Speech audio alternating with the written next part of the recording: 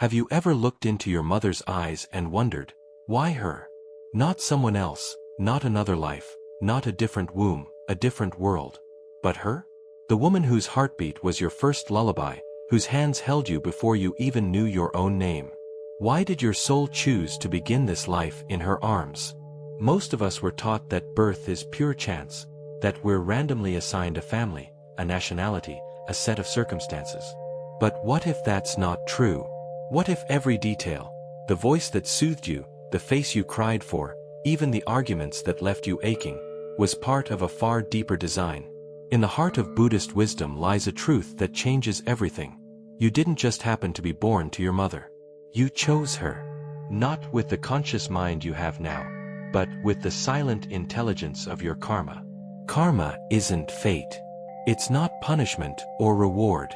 It's the invisible architecture of cause and effect, woven across lifetimes.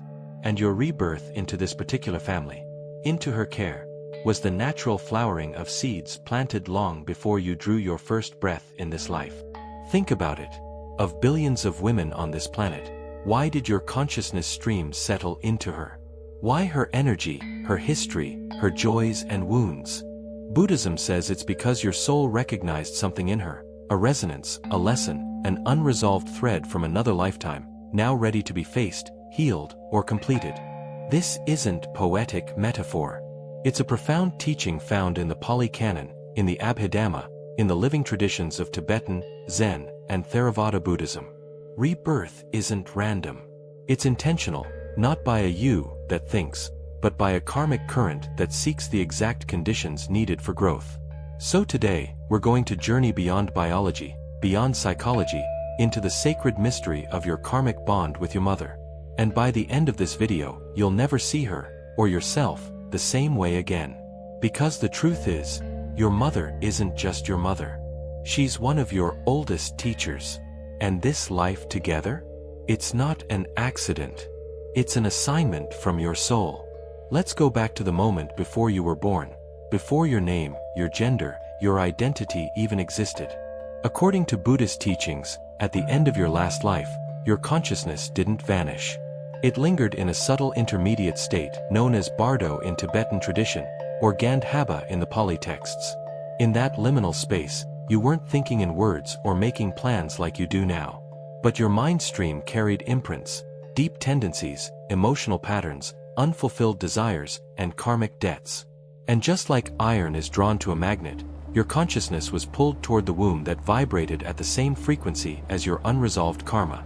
The Buddha taught that at the moment of conception, three things must come together: the union of the parents, the mother's fertile state, and the arrival of a being whose karma is ripe to be reborn into that specific family. Yes, your arrival was awaited. Not by fate, but by karmic readiness. Now, this doesn't mean your mother deserved you or that you earned her. It means your paths were karmically entwined. Perhaps in a past life, you were siblings, or enemies, or strangers who shared a single act of kindness that planted a seed of connection. Maybe you hurt her. Maybe she saved you. Maybe you vowed, in some forgotten moment, to meet again, to heal what was broken. In the Majjhima Nikaya, the Buddha explains that beings meet again and again due to karma. It is by reason of deeds that beings are owners of their actions, heirs of their actions, he said. Their actions are their womb, their kin, their refuge. Your mother wasn't just a vessel. She was a mirror, reflecting back to you the very patterns you needed to see in order to evolve. And here's something even more radical. Even if your relationship with her has been painful, even if she was absent, harsh, or unable to love you the way you needed, you still chose her. Not because you wanted to suffer, but because your soul knew that only through that particular fire could certain chains be burned away. This isn't to justify harm. Buddhism never excuses cruelty, but it reveals a deeper layer. Within every difficult relationship lies a hidden curriculum. And your mother, whether gentle or fierce, was assigned to you not by chance, but by the silent wisdom of your own karmic journey. Imagine two rivers flowing through a vast landscape, one dark with sediment, the other clear and swift. They've never met. But over centuries, the land shifts. Earthquakes reshape the terrain. and suddenly, their paths converge. They merge. Not because they planned it, but because the conditions were ready. That's how karma works. Your life with your mother isn't a random collision. It's the meeting of two karmic streams that have been moving toward each other across lifetimes.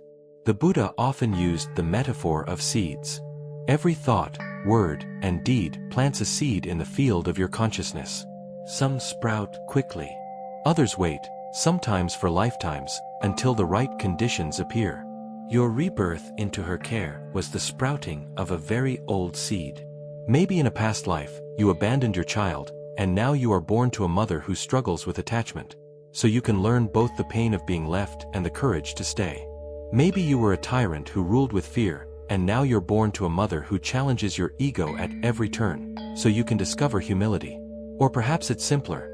In a lifetime long ago, you offered water to a weary woman by the roadside. She was your mother then, and you're still repaying that kindness with your presence now. Buddhism doesn't speak of soulmates in the romantic sense, but it does speak of karmic companions, beings who keep reappearing in our lives until the lesson is complete. And your mother? She's likely one of your most powerful karmic companions. Why? Because the mother-child bond is one of the most intense fields of emotional energy we ever experience. It's where love, dependency, fear, resentment, and longing all collide. And in that sacred friction, transformation becomes possible. But here's the question most people never ask. What if your mother didn't just give you life? What if she's helping you end the cycle of suffering itself? Because in Buddhism, the ultimate goal isn't just to be happy, it's to awaken.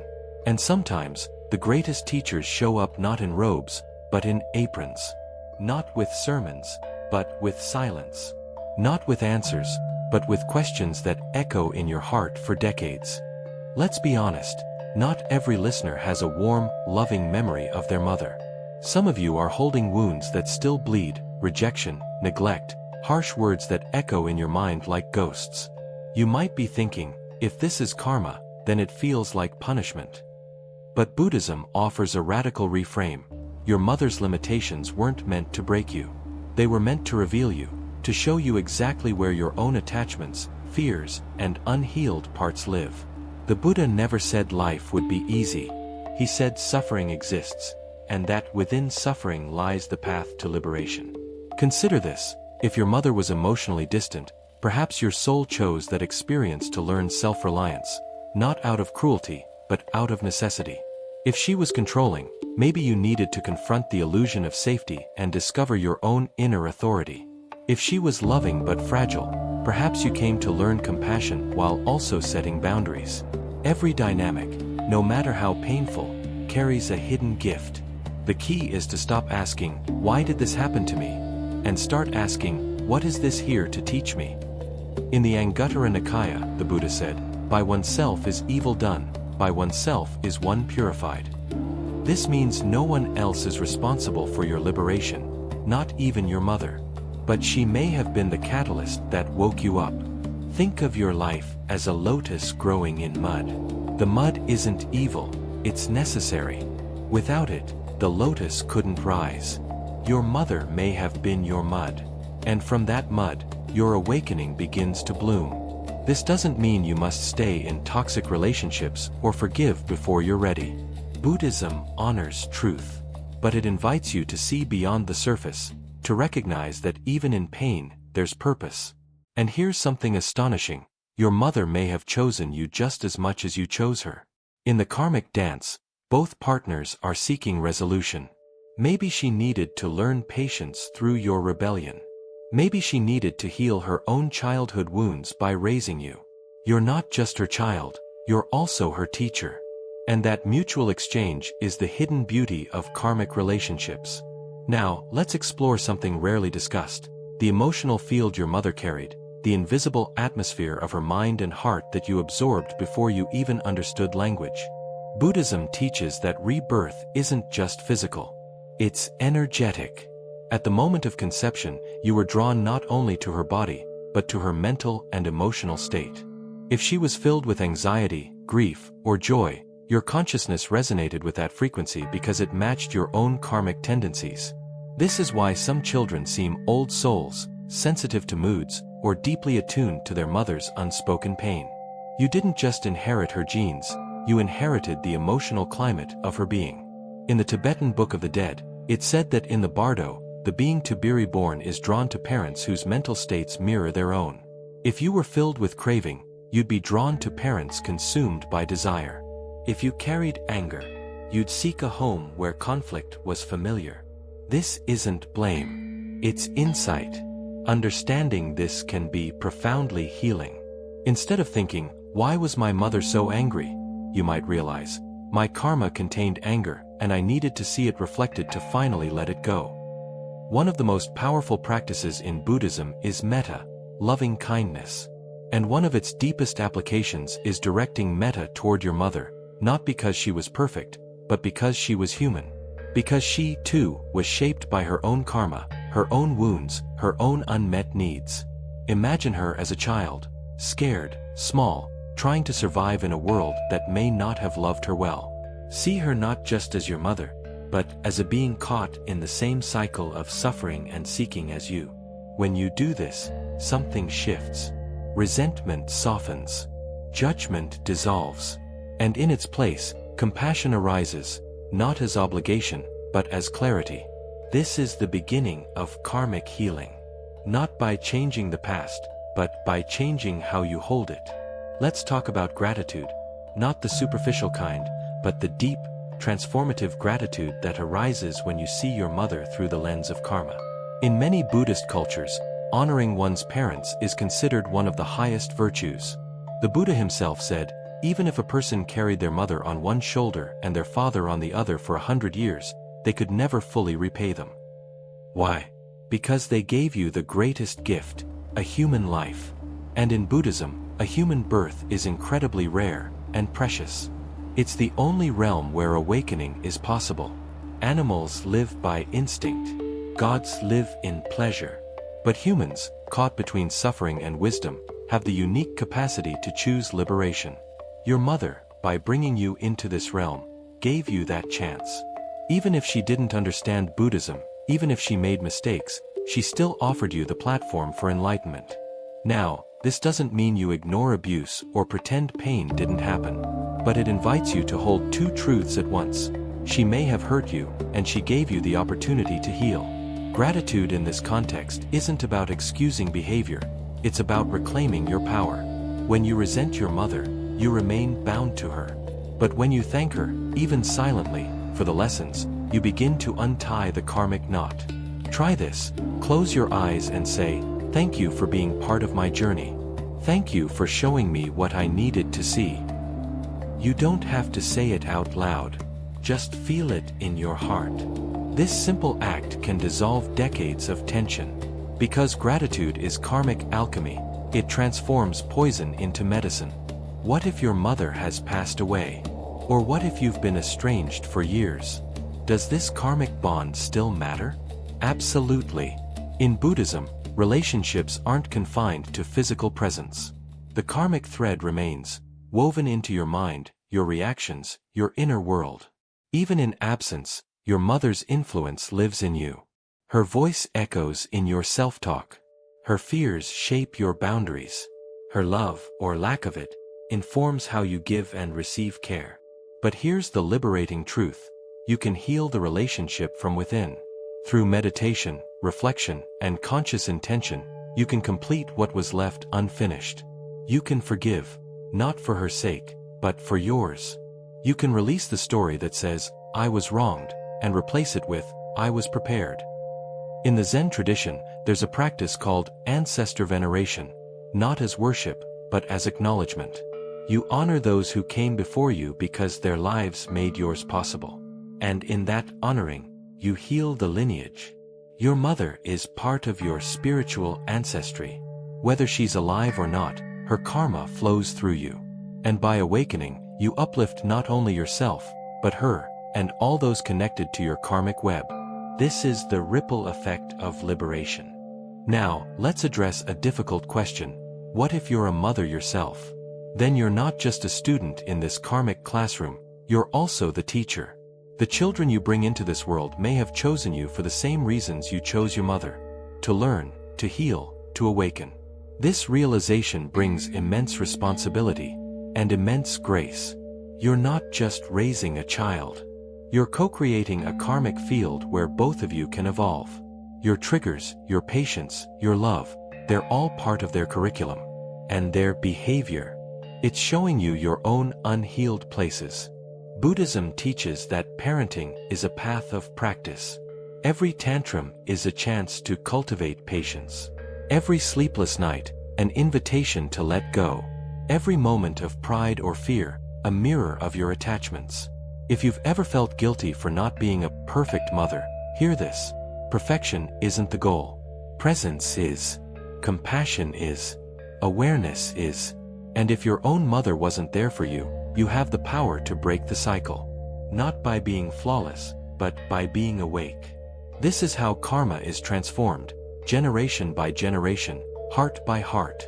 Let's return to the original question. Why did you choose your mother? The deepest answer isn't in words, it's in feeling. It's in the quiet recognition that your life, exactly as it is, with all its beauty and brokenness, is the perfect ground for your awakening. Your mother wasn't assigned by a divine computer. She was met on the path of karma, where two souls recognized each other in the dark and said, "Let's try again. Maybe this time, you'll love without clinging. Maybe this time, you'll forgive without forgetting. Maybe this time, you'll see her not as the source of your pain, but as the mirror of your potential." The Buddha taught that all relationships are temporary. Mothers pass. Children grow. But the lessons remain. And those lessons are the real inheritance. So thank her. Not with flowers or words, though those help, but with your awakening. Because nothing honors a karmic bond more than using it as fuel for liberation. Now, I want you to pause for a moment. Bring your mother to mind, not as the idea of mother, but as the real, complex human being she is. See her hands, her smile, her tired eyes, her laughter, her silences. Whatever you feel, love, anger, grief, confusion, let it be there. Don't push it away. Then, silently say, "Our meeting was not an accident. We are here to help each other awaken." Feel the truth of that. Even if your mind resists, your heart knows. This is the essence of Buddhist wisdom. Nothing is random. Every encounter is a sacred appointment. Your mother is not just your past. She's part of your path forward. If this video resonated with you, it's no coincidence. You were ready to hear this. Your karma brought you here, to this moment, to remember what your soul already knows. Now, the real work begins, not in watching but in living. Look at your relationship with your mother with new eyes. Ask, what is this here to teach me? How can I use this bond to grow wiser, kinder, freer? If she's still alive, consider reaching out, not to fix the past, but to plant a new seed for the future. A simple, "I've been thinking of you," can shift a lifetime of distance. If she's gone, light a candle. Say her name. Thank her for the gift of your life, even if it came wrapped in pain. And if you're carrying resentment, try this practice. Each night before bed, send her one thought of goodwill. Just one. May you be free from suffering. Do it for 30 days. Watch what changes, in her, in you, in the space between you. This is how karma is healed, not through grand gestures, but through daily acts of awareness and compassion. Before we close, remember this, your mother chose you, too. In the vast ocean of samsara, your souls found each other again. That's not random. That's love wearing the disguise of karma. You are not a victim of your family story. You are a student, and soon, perhaps, a master, of your own liberation. And every time you choose understanding over judgment, compassion over blame, you honor the sacred contract you made with your mother before you were born. This life is your chance to complete what began long ago. Don't waste it. If this video touched your heart, please like, share, and subscribe. But more importantly, take one action today to honor your karmic bond with your mother. Send a message. Sit in silence and send her loving kindness. Or simply whisper in your heart, "Thank you for being part of my path." And if you're ready to go deeper, leave a comment below. I see you, mother. Not just your mother, but the mother within you, the mother in all beings. Because in the end, we're all returning home, to each other, to ourselves, to the truth that nothing was ever random. You chose her. She chose you. And in that choice, awakening begins.